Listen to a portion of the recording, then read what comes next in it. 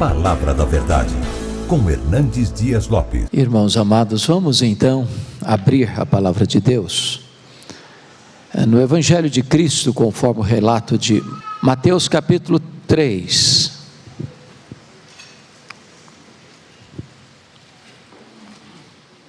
Mateus capítulo 3, versículo 11.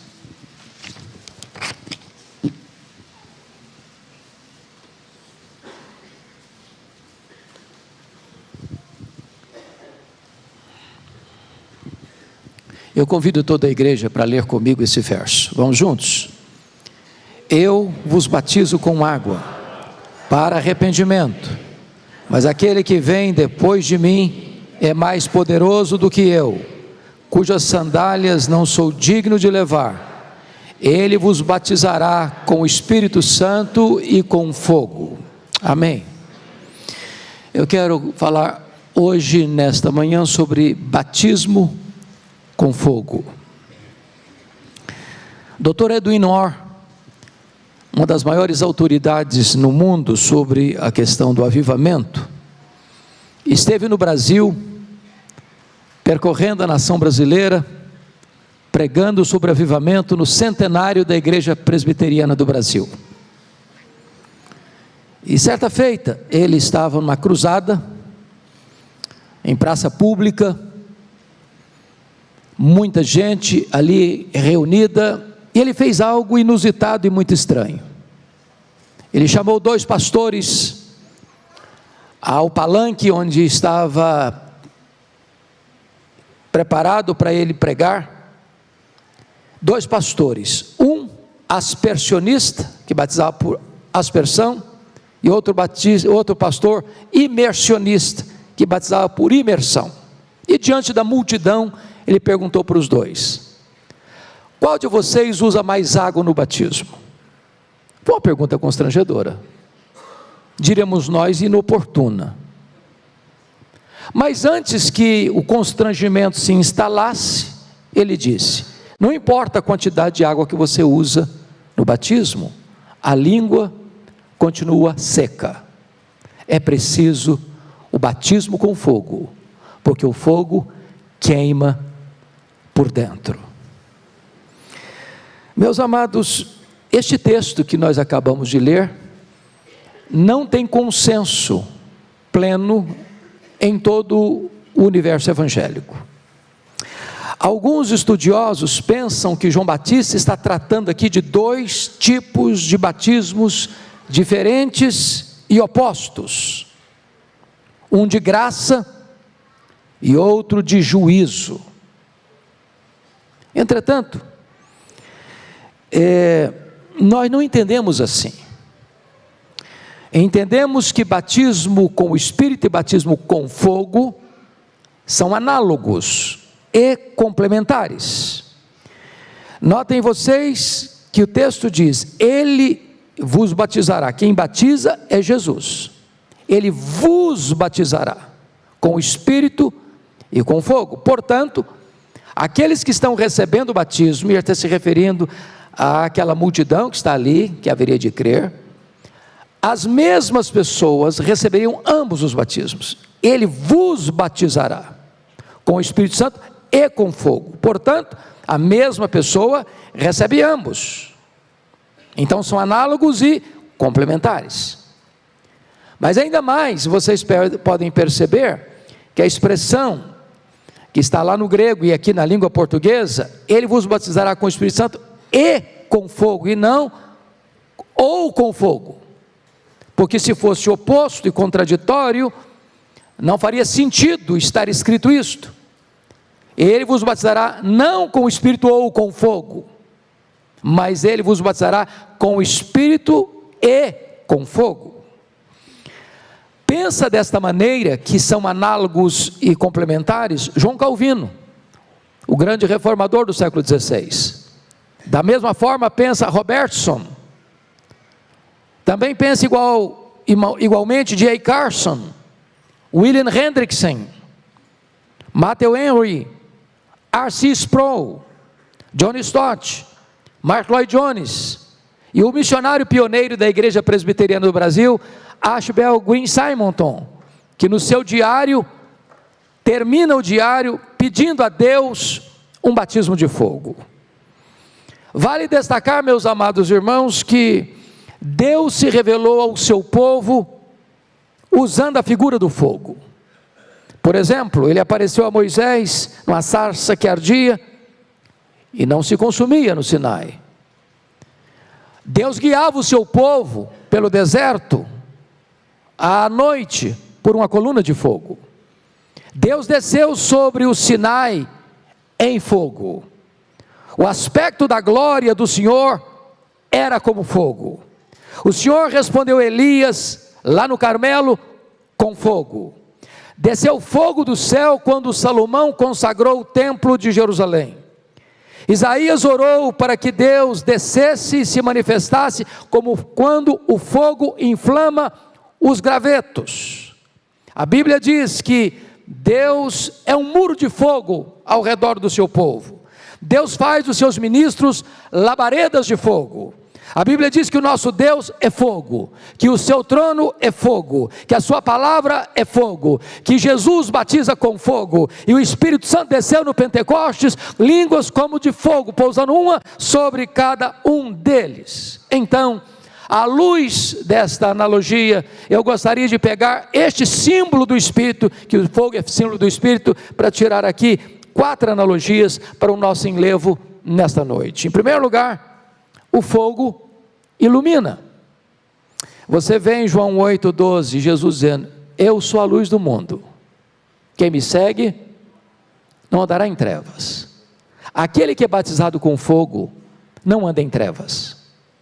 A sua vida não está na escuridão. Ele não está mais prisioneiro do império das trevas. Ele foi liberto. Ele anda na luz. A vida dele não tem mais nada escondido nas sombras, não tem nada mais empurrado para debaixo do tapete. Ele quer andar na luz, ele anseia pela luz, ele anseia por santidade, ele quer viver na presença de Deus, numa novidade de vida. Em outras palavras, meus amados irmãos, aquele que é batizado com fogo, ele não segue a Jesus de longe, ele não se esgueira nas sombras do pecado para se acomodar e se esconder da presença do Deus eterno. Mas em segundo lugar, queria que vocês olhassem comigo de forma muito breve, na primeira carta de João, capítulo 1, versículo de número 6, porque aí há uma outra coisa que eu quero destacar. Está escrito assim: se dissermos que mantemos comunhão com Ele e andarmos nas trevas, mentimos e não praticamos a verdade. Se batismo com fogo trata de iluminação, que quem anda na luz está iluminado, essa pessoa tem comunhão com Deus. Não é possível ser batizado com fogo e não ansiar viver na presença de Deus, desejar Deus, ter comunhão com Deus, ter fome de Deus, ter sede de Deus ser a maior atração e anseio e anelo da sua alma. Porque está escrito aqui, que se você tem comunhão com Deus, você anda na luz e não nas trevas. A grande pergunta é o que dá prazer ao nosso coração. Quem é o amado da nossa alma? A quem desejamos mais do que o ar que respiramos? Quem é absolutamente necessário para nós? É essa presença de Deus. Quem é batizado com fogo tem comunhão com Deus. Mas veja você, ainda nesse texto, agora no versículo 7, porque há algo aí que merece ser destacado. Se porém andarmos na luz, como Ele está na luz, mantemos comunhão uns com os outros, e o sangue de Jesus, seu Filho, nos purifica de todo pecado. Quem é batizado com fogo, não apenas anda na luz, não apenas tem comunhão com seus irmãos, mas quem anda na luz, tem comunhão uns com os outros. Meus irmãos, um dos grandes entraves para o avivamento, uma das grandes barreiras que retém as chuvas do avivamento, são relacionamentos estremecidos, na igreja: mágoas, ressentimentos, amarguras, ranços, divisões, intrigas, partidos, querelas, disputas. Um dos pregadores mais conhecidos do Brasil, percorrendo a nação brasileira há algumas décadas, disse que o pecado que ele mais encontrou na igreja evangélica brasileira foi o pecado da mágoa. As pessoas se reúnem no mesmo santuário, as pessoas cantam no mesmo coral, no mesmo conjunto, se assentam ao redor da mesma ceia do Senhor, mas tem pendências, tem feridas, tem coisas que precisam ser corrigidas, acertadas, precisam se reconciliar. Eu estive em São Paulo certa feita, pastor Erival, e me hospedei na casa de um pastor. Eu ia pregar na igreja que ele era pastor. Ele era um grande evangelista, e ele estava muito frustrado, porque ele estava ali já há 2 anos, e não tinha visto conversões ainda, e conversávamos aquela noite, orando sobre isso. Isso era 1993, e naquele dia nós fomos para a igreja, e eu preguei esse sermão em 1993, e nunca mais preguei, estou pregando hoje de novo. Quando eu terminei de pregar, alguma coisa estranha aconteceu. Estávamos orando, olhos todos fechados, quando um ruído aconteceu no templo. 2 mulheres, líderes da igreja, uma sentada atrás, outra sentada à frente. Elas se entreolharam e correram uma na direção da outra, e se abraçaram e choraram convulsivamente. Elas estavam brigadas, se tratavam como inimigas dentro da própria igreja. No culto da noite, era um culto evangelístico, nós tivemos 10 decisões por Cristo, e Deus começou a visitar aquela igreja. Onde tem mágoas, irmãos, nós retemos as chuvas do avivamento. É preciso perdão, é preciso cura, é preciso restauração. Quando Ellen Stiggins estava pregando sobre avivamento lá na missão Quacisabanto, lendo aquele texto de Mateus: se você, ao trouxer a tua oferta ao altar, te lembrar que algum irmão tem alguma coisa contra ti, deixa a tua oferta, vai lá, reconcilia com ele, depois vem e faz a sua oferta. E ele começou a pregar sobre esse texto, e de repente o auditório foi se esvaziando, se esvaziando, se esvaziando, e ele não entendeu bem. É que as pessoas estavam com tanta pressa para obedecer a palavra e acertar a vida uns com os outros, que não suportaram sequer terminar o culto para ir resolver o problema. Nós precisamos, irmãos, de um batismo com fogo, para que haja perdão no meio do povo de Deus, para que haja cura dos relacionamentos no meio do povo de Deus. Quando Jonathan Goforth orava por avivamento na China, e não via resultados, ele lia uma obra de um avivalista, e a obra dizia o seguinte: a não ser que você obedeça os princípios de Deus sobre o assunto, você não vai ter eficácia na sua oração por pedido de avivamento. E um dos critérios que Deus exige em tempos de avivamento é arrependimento, é confissão de pecados, é perdão, é reconciliação.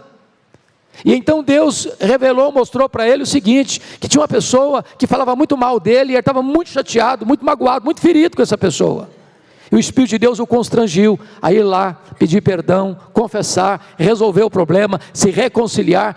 E então um avivamento chegou onde ele estava, que se espalhou pela China, chegou até a Coreia, e Deus fez coisas extraordinárias através de Jonathan Goforth, porque um princípio precisava ser obedecido lá na cidade de Xangai, e foi isso que ele fez.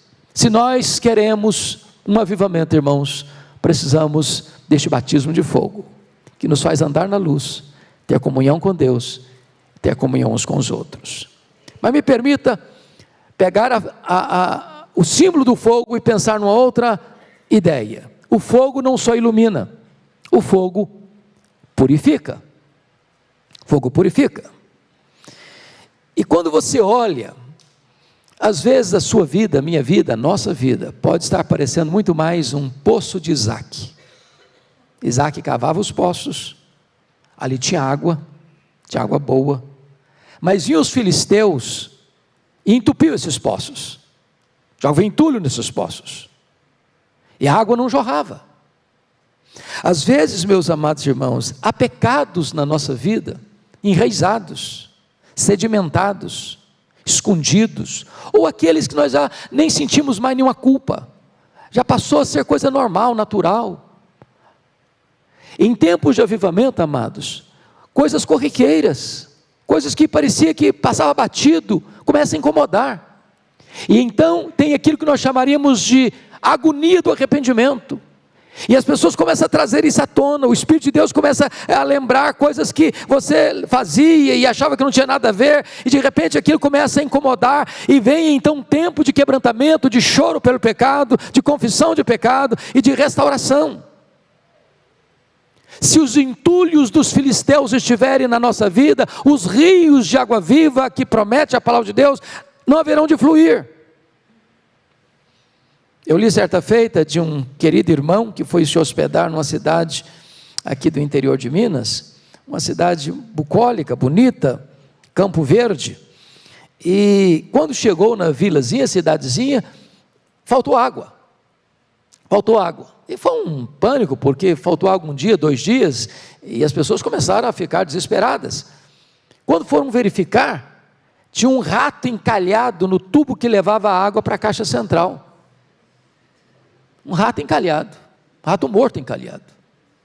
Às vezes, meus amados irmãos, na nossa vida tem ratos mortos encalhados, que precisam ser removidos.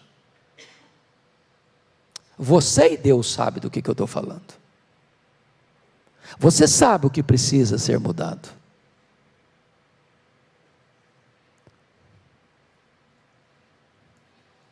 E esta igreja conclama-nos neste dia, não é para ser um dia a mais, é para fazermos uma revisão daquilo que precisa ser tirado, como aconteceu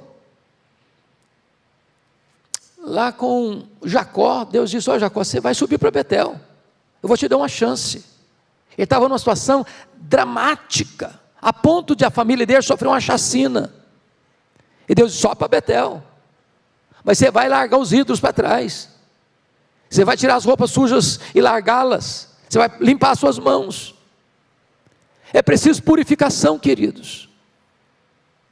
Antes de Naamã ser curado da sua lepra, Eliseu disse: você tem que tirar essa armadura, porque você está escondendo a sua lepra atrás dessa armadura. Você tem que mostrar para todo mundo quem é você. Se você não tirar a armadura e não mergulhar no Jordão, não tem esperança para você, não tem libertação para você, não tem perdão para você, não tem purificação para você. O que é que Eliseu está mandando? É preciso que o pecado venha à tona, para que ele seja confessado e abandonado, e o fogo do Espírito Santo purifica, meus amados irmãos. A ordem que Deus deu a Josué foi esta: santificai-vos, porque amanhã o Senhor fará maravilhas no meio de vós. A ordem de Deus para você e para mim nesta manhã é: sonda-me, ó Deus, sonda-me, ó Deus, vê se há em mim algum caminho mau, e guia-me pelo caminho eterno. Mas, amados irmãos, me permita uma terceira figura aqui do fogo: e ele vos batizará com o Espírito Santo e com fogo. O fogo não só ilumina, o fogo não só purifica, mas em terceiro lugar, o fogo aquece. O fogo aquece. Meus amados, cristianismo não é verdade no gelo, é verdade em fogo. A igreja não é uma barra de gelo para conservar a verdade. A igreja é uma fogueira acesa para resplandecer a glória de Deus. Nós precisamos desse aquecimento. Nós precisamos desse poder. Eu fico lembrando, presbítero Gerrentes, da história lá do Eliseu. Deus usou Eliseu para orar por uma mulher que era rica, mas não tinha filhos. E a mulher concebeu, e ela deu à luz. E o menino cresceu, foi trabalhar no campo com o pai. E de repente o menino sentiu uma dor de cabeça forte. O pai mandou o menino para a mãe, e o menino veio e morreu nos braços da mãe. A mãe correu Eliseu E Eliseu, ao ver a mulher, percebeu que alguma coisa estranha estava acontecendo, e ele perguntou: está tudo bem com você? Com seu marido? Com seu filho? Ela respondeu: tudo bem. Mas Eliseu percebeu a aflição da alma dela, e ela reclama de Eliseu: eu não pedi filho. E Eliseu então diz para o Geazi, seu servo: vai lá, corre, não cumprimente ninguém pelo caminho, bote o meu bordão no rosto do menino. O Geazi correu e botou o bordão. Não aconteceu nada. Não aconteceu nada. O problema não era o bordão. O problema era quem carregava o bordão.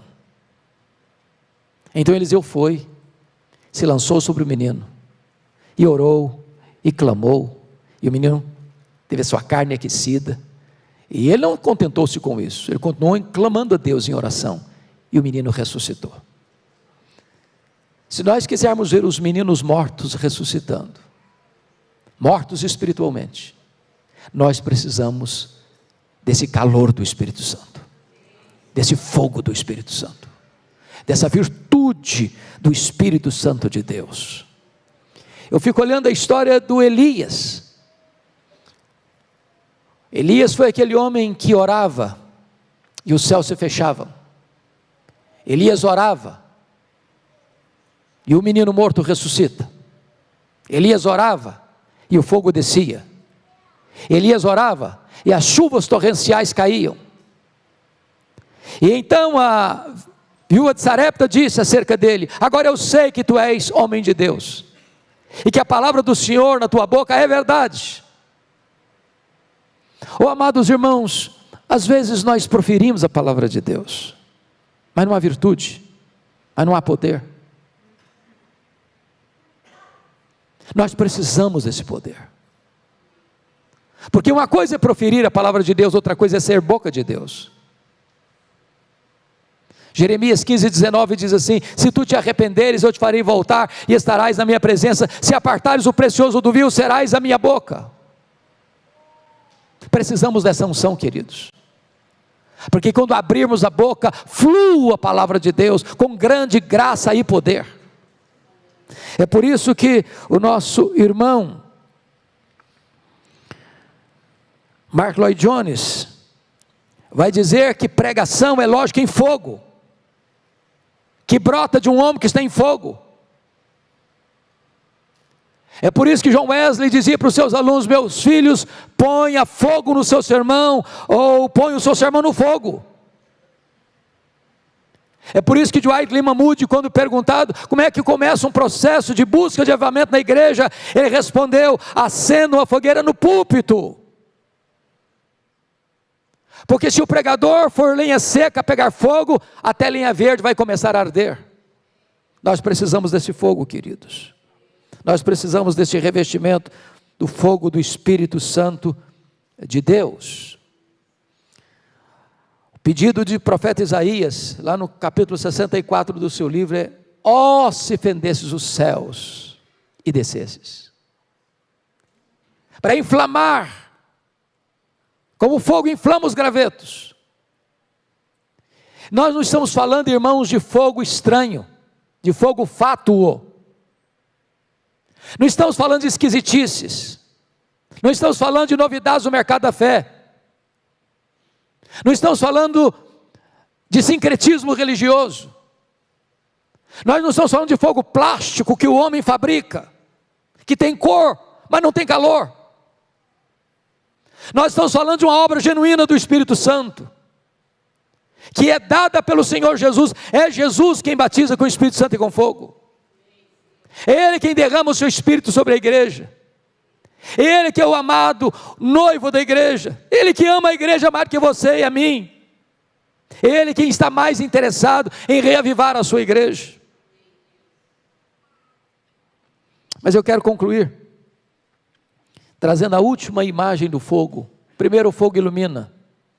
Segundo, o fogo purifica. Terceiro, o fogo aquece. Quarto, o fogo se alastra. Meus irmãos, o fogo ou alastra ou apaga. O que apaga o fogo? Quando você retira o combustível.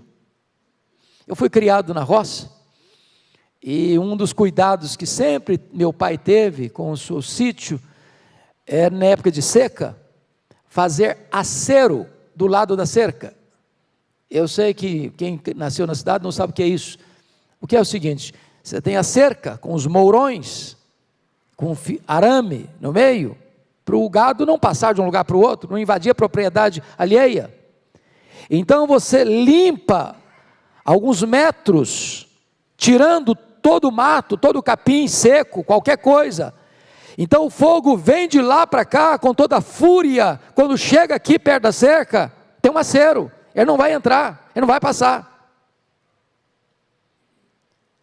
Às vezes, irmãos, o fogo do Espírito está vindo, operando maravilhas. Quando chega perto da nossa vida, tem um acero. Tem um acero. Ele não chega. Ele não encontra combustível em nós. Ele não encontra fome em nós de Deus, sede de Deus.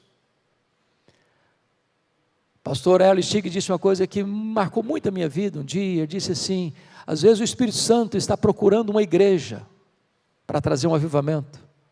Mas se esta igreja não está preparada, se essa igreja não está querendo, se essa igreja não acredita, vai para frente, vai procurar uma outra igreja que quer, que esteja preparada. Está lá no livro de Cantares, algo interessantíssimo, capítulo 5, no versículo 5, versículo 3 a 5, quando o amado bate a porta da sua amada, abre, e ela responde para ele: não, eu já despi minha túnica, hei de vestir outra vez, já lavei os pés, tornarei a sujá-los. Não, agora não, agora é tarde, agora eu estou indisponível, agora eu não quero, agora eu estou cansada, agora eu vou dormir, agora eu já me lavei, agora não. E quando ela percebe o que fez, e se arrepende do que fez, e vai abrir a porta, o seu amado já foi embora. Ela sai a procurá-lo, e é espancada, ela perde a oportunidade. Irmãos, nós não podemos criar a onda, mas nós precisamos pegar a onda. Meus amados, nós ansiamos por um avivamento. Agora Deus anseia muito mais, porque o natural da igreja é uma igreja cheia do Espírito Santo. Não é o extraordinário, é o ordinário. O Senhor quer mais do que nós. Ele nos ordena sermos cheios do Espírito Santo. Não é um pedido, não é uma súplica, não é uma sugestão, é uma ordem.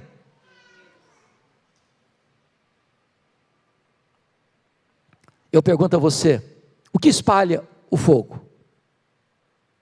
O que espalha o fogo é o vento. E tanto o vento quanto o fogo são símbolos do Espírito. E tanto um quanto o outro veio no Pentecostes. Quando eles estavam reunidos, depois de 10 dias de oração ininterrupta, todos unânimes, perseverando em oração, de repente, o Espírito Santo foi derramado. E entrou naquela casa um vento, o Espírito entrou como um vento impetuoso, encheu toda a casa. Línguas como de fogo pousando uma sobre cada um deles. E todos ficaram cheios do Espírito Santo. E aqueles crentes acovardados agora são ousados. Eles que estavam intimidados agora não têm medo, nem de prisão, nem de açoite, nem do martírio. E a igreja foi se multiplicando e se multiplicando e se multiplicando. Deus é o mesmo, e a promessa é para nós também. Porque quando Pedro se levantou no Pentecostes, ele disse: esta promessa não é apenas para vós, esta promessa é para os vossos filhos, esta promessa é para aqueles que ainda estão longe, esta promessa é para quantos o Senhor nosso Deus chamar, esta promessa é para a igreja presbiteriana de Pinheiros, esta promessa é para você, esta promessa é para mim. Meus amados, você quer isso para a sua vida? Havia uma igreja, numa pequena cidade, pastor Arival, que estava ali há muitos anos, como tantas, sem impactar a cidadezinha. Há muitas igrejas, irmãos, hoje, que embora doutrinariamente fiéis, não pregam heresias, não suporto heresias, como dá certo fazer isso, não se deve pregar nem se suportar heresias. A ortodoxia é inegociável, insubstituível, mas ortodoxia morta mata, ortodoxia ossificada não gera vida. É preciso de um despertamento espiritual. Então essa igrejinha estava lá há anos, sem impactar a cidadezinha. Aí um dia, pasmem vocês, o templo desta igreja pegou fogo, literalmente. Começou a arder em chamas. E os vizinhos acordaram assustados.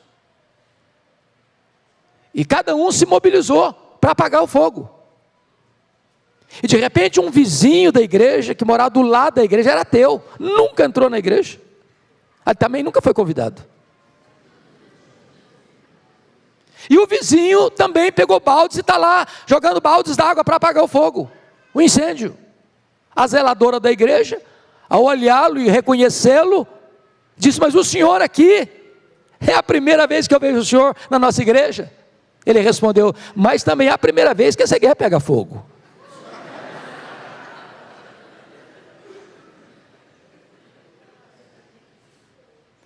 Amados, se a igreja receber o fogo do Espírito, não fogo estranho, não fogo fato, não fogo fabricado, mas o fogo do Espírito, as pessoas serão atraídas e virão aos borbotões, e virão multidões.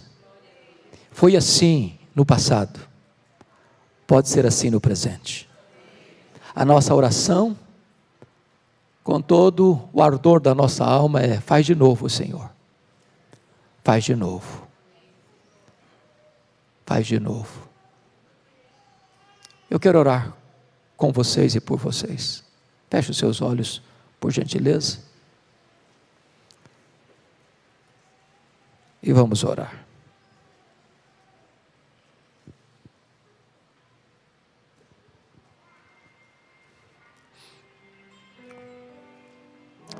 Deus está neste lugar.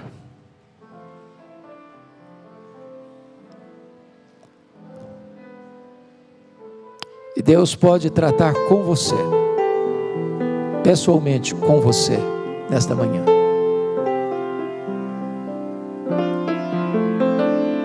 Para que você ande na luz, você tenha fome de Deus. E se tem alguma coisa pendente na sua vida, nos seus relacionamentos, que você precisa pedir perdão e perdoar, que você agora tome essa decisão.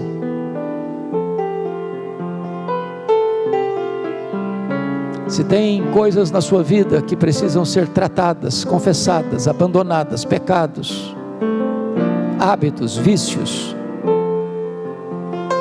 que hoje você peça a Deus para tirar as vestes sujas, como o Senhor tirou as vestes sujas do sacerdote Josué.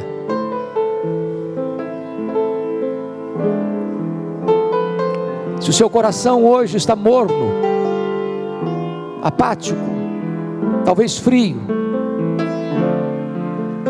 hoje você pode pedir para Deus inflamar o seu coração.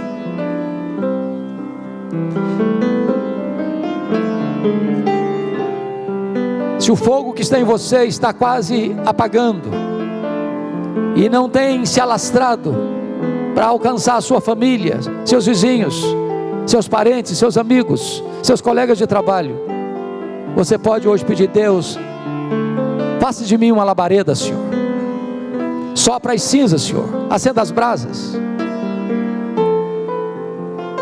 Nós não queremos nada que não venha de Deus, nada, mas queremos tudo quanto Deus tem para nós. Não queremos ir 1 centímetro além das Escrituras, mas não queremos ficar 1 centímetro aquém das Escrituras.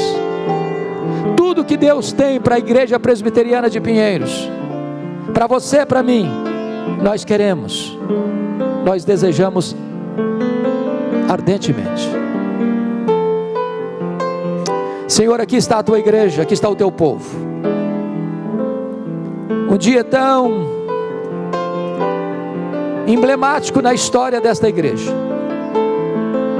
Pedimos-te, Deus, olha dos altos céus e vem e visita a tua igreja, e reaviva a tua obra, para o louvor da tua glória, em nome de Jesus, amém.